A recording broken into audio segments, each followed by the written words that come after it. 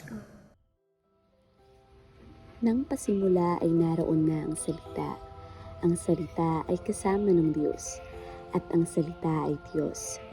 Sa pasimula ay kasama na siya ng Diyos. Nilikha ang lahat ng bagay sa pamamagitan niya, at walang anumang nalikha ng hindi sa pamamagitan niya.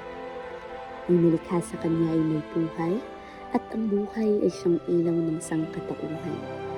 Nagliliwanag sa kadiliman ng ilaw, at hindi ito nagapi kailanman ng kadiliman.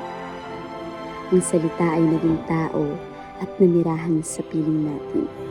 Nakita natin ang kalwalhatiang tunay sa kanya bilang kaisa-isang anak ng Ama. Siya ay puspos ng kagandahang loob at ng katotohanan. Ang pagpasok ng Disyembre ay hudiyat ng kaabalahan. Bili dito, bili doon, hinahabol ng discounts. Ang bilis ng andar, ang bilis ng takbo, para makabili ng panghanda at pangregalo. Abalang-abala sa mga dekorasyon, ngunit nalimot na ang dahilan ng okasyon. Hindi na nga makapaghintay, bonus ay maibigay. 13th month pay na inaabangan, nasasabik na rin mapasakamay. Isang taon nating inasam, mahawakan ng perang pinaghirapan upang maipambili ng taunang pinagkagagastusan. Ngunit tila nalimutan ang tunay na dahilan. Ang mga nangangaraling, ang sarap ng pakinggan, patuloy na paalalang ang Pasko ay pagdiriwang.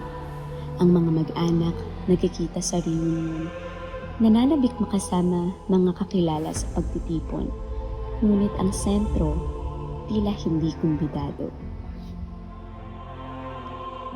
Tunay ngang nakakataba ng puso makatanggap ng regalo.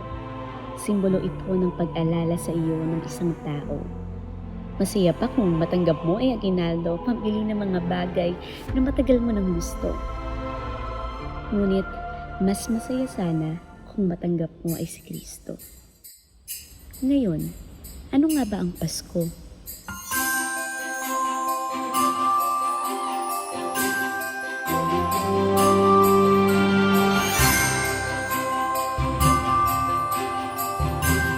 Ikaw? Bakit ka nagdiriwang ng Pasko?